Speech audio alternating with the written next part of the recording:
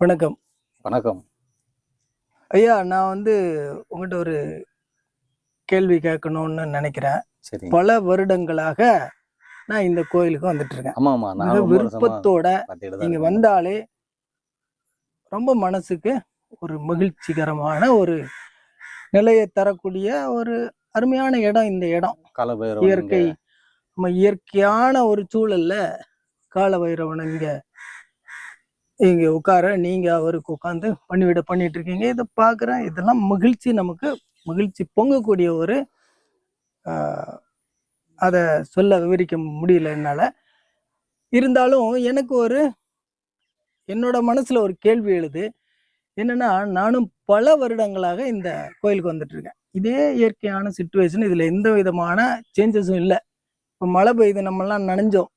கொஞ்சம் முன்னாடி நீங்க பூஜை புனஸ்காரம்லாம் பண்ணும்போது, நனைஞ்சுக்கிட்டே பண்ணுனத நான் பார்த்தேன். ஆமா, எல்லாருமே நம்ம நனைஞ்சோம். ஆமா. அந்த இயற்கையினுடைய பிரசாதம்னு சொல்லலாம். அத எடுத்தோம்னு வச்சுக்கிடுங்களேன். இருந்தாலும் இந்த மும்பைல ஆமா. மிகப்பெரிய உலக பிரசித்தி பெற்ற நகரம் மும்பை.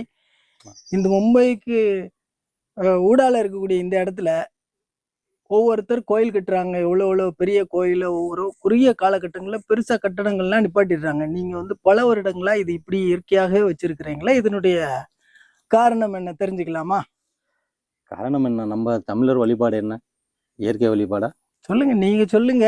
ஆமா, இயற்கை வழிபாடு. ஏன்னா, நானும் கேட்டுக்குவேன். ஏன் உங்கள்ட்ட நான் கேட்கிறேன், ஏன் கேட்கிறேன் அப்படின்னா, பலரும் நீங்க கேட்பாங்க. YouTubeல பேசிட்டு இருக்கீங்க. உங்க பேச்ச நான் ரொம்ப வருஷமா கேட்டுட்டு இருக்கேன். ரொம்ப நாளா உங்களையும் நான் அத பார்க்குறேன். YouTubeல உங்க பேச்சு கேட்பேன். நீங்க ரொம்ப அருமையா தமிழ் அழகா பேசுறீங்க. இந்த மாரி நிறைய மக்களுக்கு நீங்க நல்லா பேசி, அவர்களுக்கு ஒரு விழிப்புணர்வையும், அந்த நம்ம மொழியுடைய ஞானத்தையும் நீங்க குடுத்துருக்கீங்க. இன்னும் குடுக்கணும்னு சொல்லி இறைவனை வேண்டிக்கிறேன். முதல்ல எல்லாருக்கும் நான் வணக்கத்தை நன்றி. தெரிவிச்சுக்கிறேன்.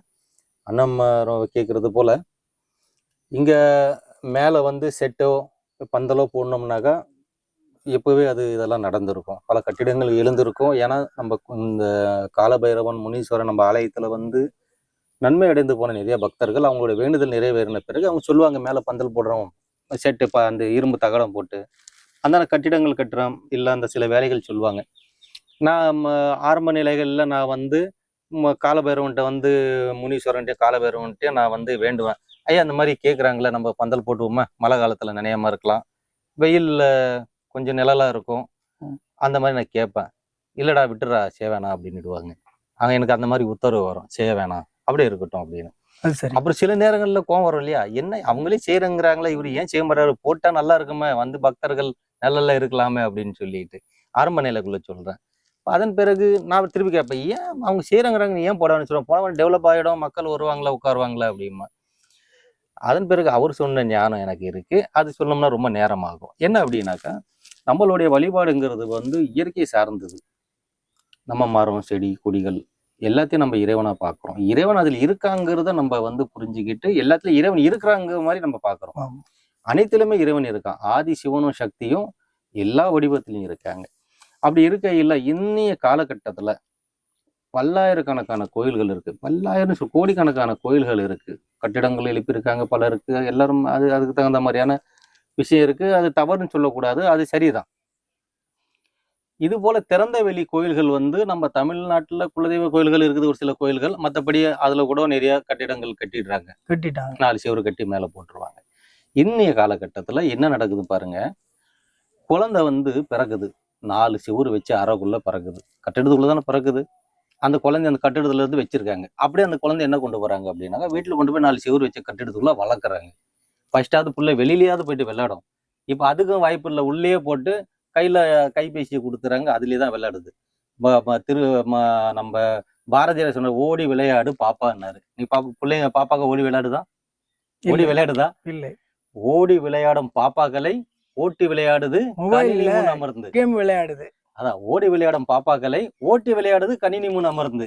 அப்படி இருக்கையில ஓடி விளையாடுறதுக்கான வாய்ப்பு இல்லை. அந்த புள்ள அந்த கட்டிடத்துக்குள்ளேதான் இருக்கு. அதன் புள்ள படிக்கிறதுக்கு பள்ளிக்கூடம் போடுறாங்க. அங்கேயாவது மைதானம் இல்ல கிரவுண்டு ஏதாவது இருக்கா? பைசா திறந்த வெளி மரத்தடியில நீங்க சொல்லுவீங்களா அடிக்கடி, நான் சின்ன வயசுல எங்க ஊர்லாம் மரத்தடியெல்லாம் அப்பப்போ உட்கார வைப்பாங்க. இப்ப உட்கார வைக்கிறாங்களா? மரம் இருக்கா? இல்ல. 4 செவருக்குள்ளதான் அந்த புள்ள படிக்குது. எத்தனை வருஷம்? 15 வருஷம் படிக்குது. சரி, அதன் பிறகாவது அந்த புள்ள வெளியில வருதான்னு பார்த்தா, அதே 4 செவரு கட்டின அந்த கட்டிடத்துக்குள்ளதான் வேலைக்கும் போகுது.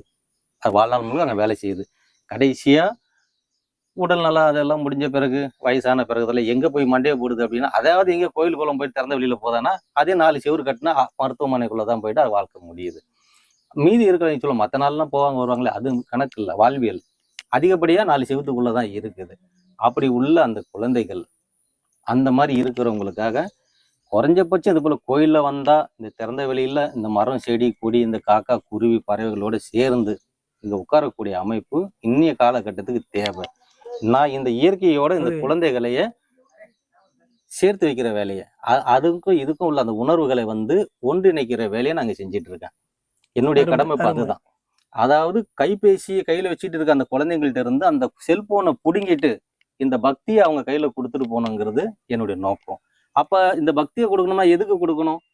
இப்ப நீங்க சின்ன வயசுல உங்களுக்கு நிறைய ரெக்கார்ட்ஸ் இருக்கும். நான் விளையாண்டேன், கீழே விழுந்தேன், அடிபட்டுச்சு அப்படி இப்படின்னு சொல்லிட்டு. இன்னும் பிள்ளைகள் இருக்கா? கிடையாது.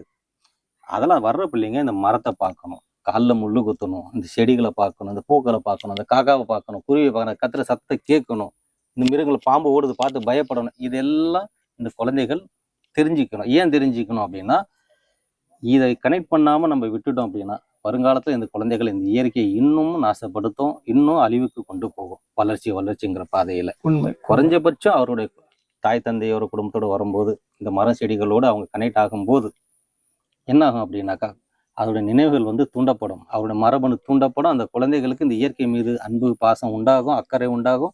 அதுகள் வந்து இதை பாதுகாக்கிற வேலையும் இதை அடுத்த கட்ட சந்ததிகளுக்கு நல்லபடியா விட்டுட்டு போற வேலையை செய்யும். அதுக்காக என்ன செய்ய வேண்டியிருக்கு? மரம்னா மரமாவே இருக்கட்டும், மரத்துக்கு பெயிண்ட் அடிக்க வேணாம். கீழே உட்காந்து பார்த்தா மேல வானம் நட்சத்திரம் தெரியணும், மேல ஓடு போட வேணாம். 4 செவுருல தான் வாழ்ந்துட்டு இருக்கா. இங்கேயும் கோயிலுக்குள்ளேயும் வந்து 4 செவுரு வேணாம். அதுக்காக இந்த இடத்துல செவுரும் கட்டுறதுல மேல ஓடும் போடுறதுல எப்படி இருக்கோ அப்படியே இருக்கட்டும், எது எப்படி இருக்கட்டும் அப்படியே இருக்கட்டும். இவ்வளவுதான். இது இறைவன் எனக்கு உணர்த்தியது. உங்க மூலியமா நான் சொல்றேன், பல பேருக்கும் இருக்கும். அருமையான ஒரு விளக்கம். மகிழ்ச்சியா இருக்குது கேட்கும் போது. கட்டுல வரேன்னா இந்த பணமோ காசோ இதெல்லாம் வந்து மக்கள் கொடுத்து செய்திருவாங்க, அது பெரிய விஷயம் இல்லை. ஆனா அதை விட வேல்யூபிளானது இந்த மரம் செடி இந்த இலைகள் தலைகள் கீழே விழுது இந்த விஷயங்கள் எல்லாம் ரொம்ப முக்கியமானது. இதை கனெக்ட் பண்ணோம்னா அது வேணாம் அப்படின்னு சொல்லி அதெல்லாம் இதை செய்யலை. உண்மை. இந்த கேட்கும்போது நமக்கு ரொம்ப மகிழ்ச்சியா இருக்கு. ஏன்னா என்னுடைய குலதெய்வம் கோயிலுக்கெல்லாம் நான் ஊருக்கு போறேன், கிராமத்துக்கு போறேன், 2000 கிலோமீட்டர் தாண்டி போறோம் சாமி கும்பிட்டுருக்க வண்டி. அது இந்த மாதிரியான சிச்சுவேஷன்ல இருக்கு. அந்த ஒரு ஃபீலிங் எனக்கு இந்த மும்பையில இந்த கோயில்ல வரும்போதும் கிடைக்குது. அதனால உண்மையிலே இங்க வந்தா ஒரு மன நிறைவு, மகிழ்ச்சி. ஆமா, அதுக்கு மேல வேற சொல்றதுக்கு எதுவுமே இல்லை. கண்டிப்பா இருக்கும். ஏன் இருக்கும் அப்படின்னா இயற்கைங்கிறது எல்லாமே பொதுவானது. அமெரிக்கா போனாலும் எங்க ஆப்பிரிக்கா போனாலும் தமிழ்நாட்டில் இருந்தாலும் மும்பையில இருந்தாலும் பொதுவானது இயற்கையா இருக்கிறதால நீங்க உடனே இங்க வந்து உங்களுடைய பூர்வீகத்துக்கு வந்த உணர்வு கண்டிப்பா வரும். ஏன்னா எல்லாம் மலை காடுகள் இருந்து தான் வெளில போயிருக்கும். வரும்போது உங்களுக்கு அந்த உணர்வு வரும். அது இங்க இருக்கு. 2வது இங்க நம்மளுடைய முனீஸ்வரனும் இருக்காரு, பெரிய அம்மனும் இருக்கு, காலபைரவன் இருக்காரு, பைரவி அம்மன் இருக்காங்க. மற்ற எல்லாமே நம்மளுடைய பரிவார தெய்வங்கள் இருக்கு. நீங்க வரும்போது இங்க தியானம் பண்ணலாம், உட்காரலாம். உங்க குழந்தைகளோட வந்து இந்த நம்ம தமிழ்நாட்டுல செய்யக்கூடிய எல்லா பூஜைகளும் இங்க செய்து நீங்க மகிழ்ச்சி அடைந்துட்டு போகலாம். இறைவனுடைய ஆசீர்வாதத்தையும் கொண்டு போகலாம். அதனாலதான் இதை அப்படியே வச்சிருக்கேன். உங்களுக்கு புரிஞ்சதா? நல்ல விளக்கம். நன்றி. நன்றி.